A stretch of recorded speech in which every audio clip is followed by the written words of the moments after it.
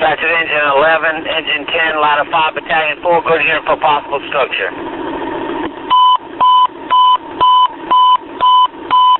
Dispatch at engine 11, engine 10, ladder 5, battalion 4, starter route to 1807 Savannah Highway behind a super sofa store.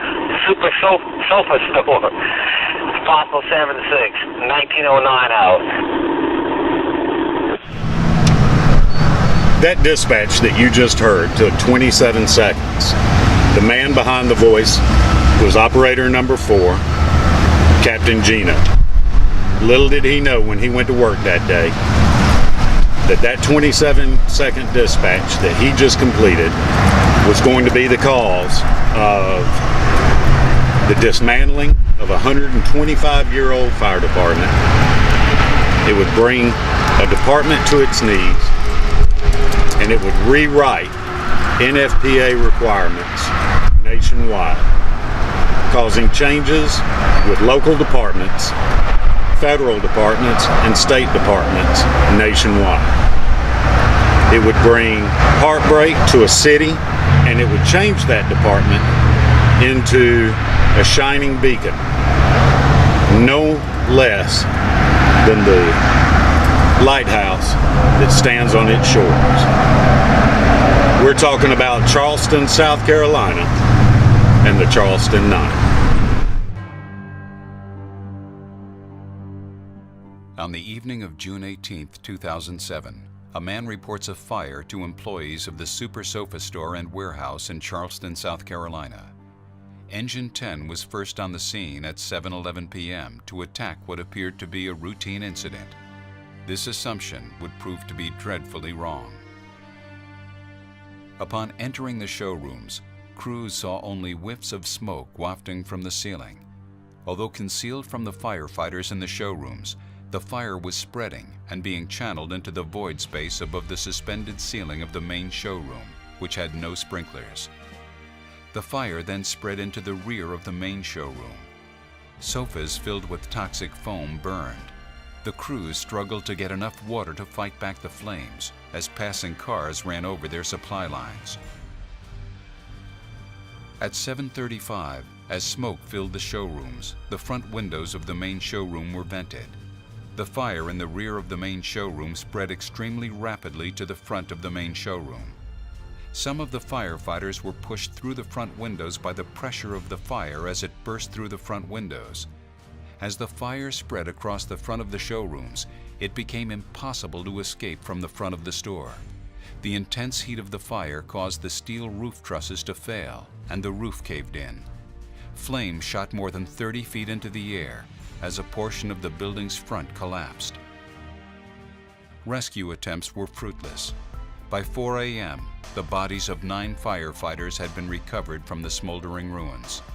In just 30 minutes, 9 firefighters were killed, the greatest loss of firefighter lives since 9/11.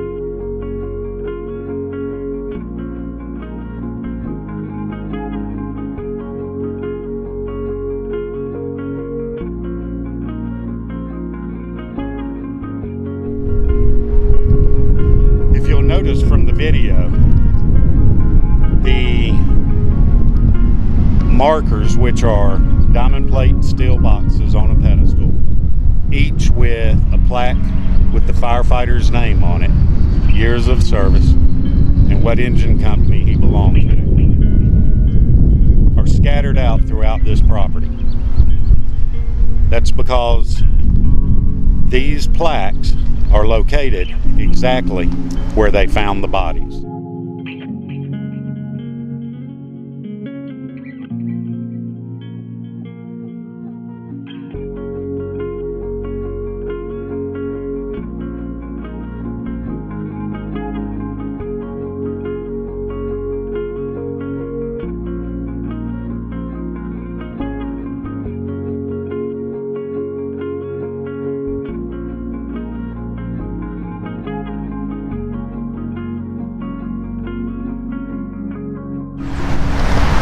This memorial has not only become a hallowed ground memorial for the city of Charleston, but it's also become hallowed ground for firefighters nationwide.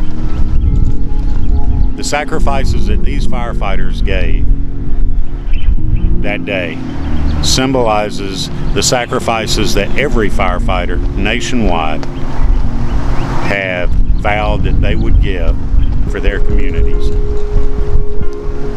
The sacrifices that they gave that day led to some of the most sweeping changes the NFPA has ever made. I've been a firefighter since about June of 1981, and never in my career have I seen such sweeping changes from one singular incident. The park that you see here is lined with azaleas all the way around it. But the park that you see is only partial to the property as a whole. The back part of the property is where the warehouse was. That warehouse was not significant to the incident at hand because no loss of life occurred at the warehouse. The warehouse extended back here.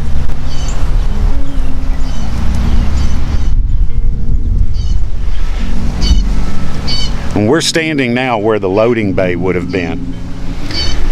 The fire initially started in the loading bay here with a cigarette that was thrown into a trash pile. That trash pile was up against the wall of the building. The manager tried a couple of portable fire extinguishers and couldn't get the fire to extinguish. That's when they called 911. Captain Gino dispatched the call out, and Engine 10 was the first one on scene, and they took up position here and started fighting the fire here. They didn't realize at the time that the fire had gone up into the drop ceiling area, made it into the storing area where they were getting ready to ship out furniture the next day.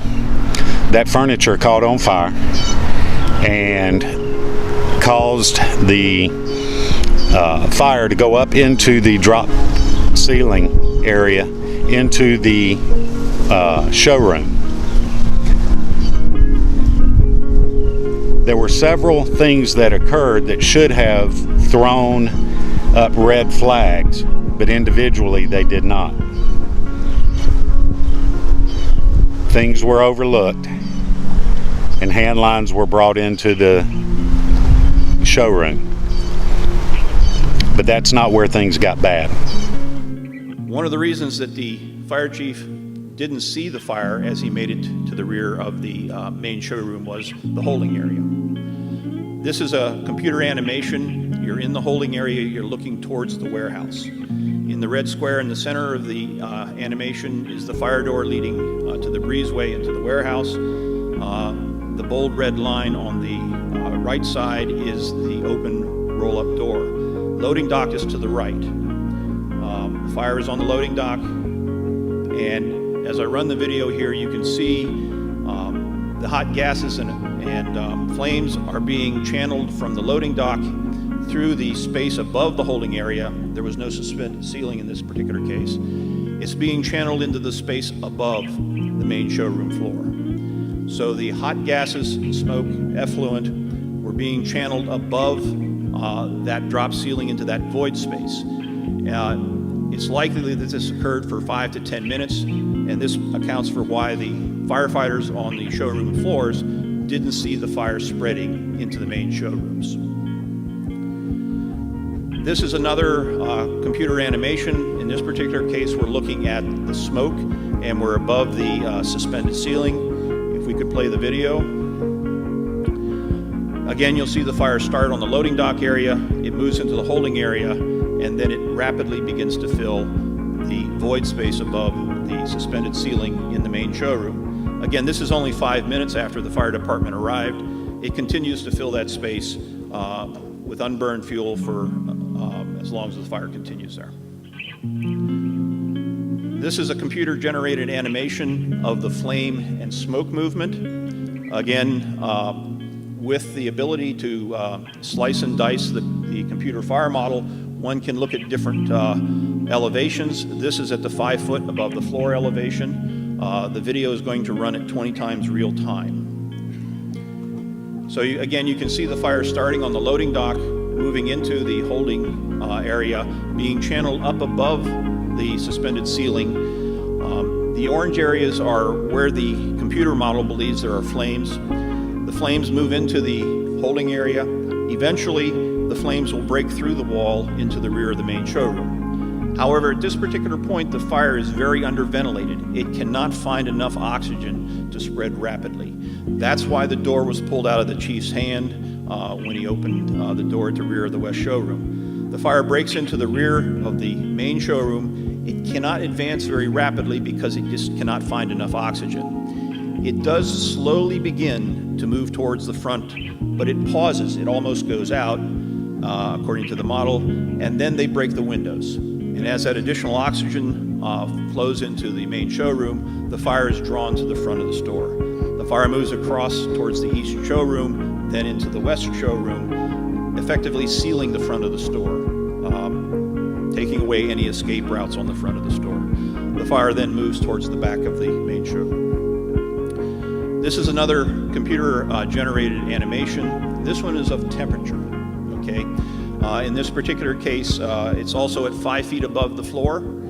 It runs at 20 times real time. Blue is about 70 degrees Fahrenheit, ambient conditions. The red is in excess of 1,500 degrees Fahrenheit. So blue is good, red is bad. So again, you can see the fire start in the loading dock area. Rapidly, temperatures in portions of the loading dock exceed 1,500 degrees. There's a lot of fuel on that loading dock area. The fire then moves into the holding area, which is light blue right now. Again, the air is being, the combustion flames and stuff is being channeled up into the space above the main showroom. We're looking at a 5 foot slice, so we don't see that at this particular point. The fire begins to break through into the rear of the main showroom. Again, ventilation limited, cannot move very quickly at this particular point. Begins to slowly move towards the front of the store. And this is indicated by the movement of the red area. It begins to move down the west side. Again, temperatures actually decrease.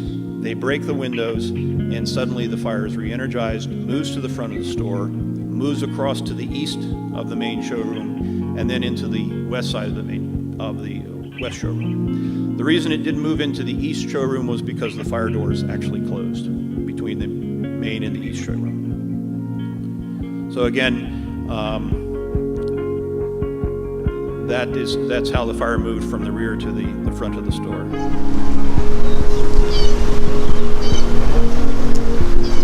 They were having a hard time with visibility inside the showroom, and they were thinking it was coming from the furniture burning in the back of the showroom, when in all actuality it was because the ceiling area above the drop ceiling was on fire and starving for oxygen.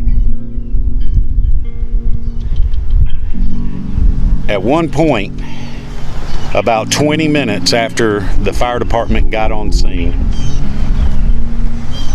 someone decided to knock out the front windows to help with the smoke situation. And at that time, the oxygen level increased, and the fire, which had almost put itself out, reignited and rushed to the front of the building. When it rushed to the front of the building, it cut off all egress and ingress of firefighters from within and without.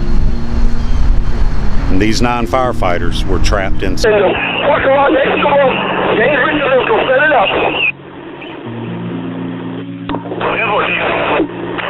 I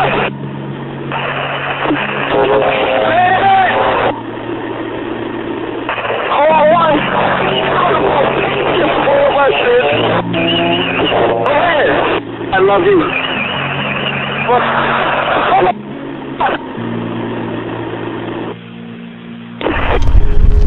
When the Maydays were put out, they had no accountability tracking system set up. So they did not know who was sending out the Maydays or where they were. They had no accountability of how many firefighters were inside and how many were outside.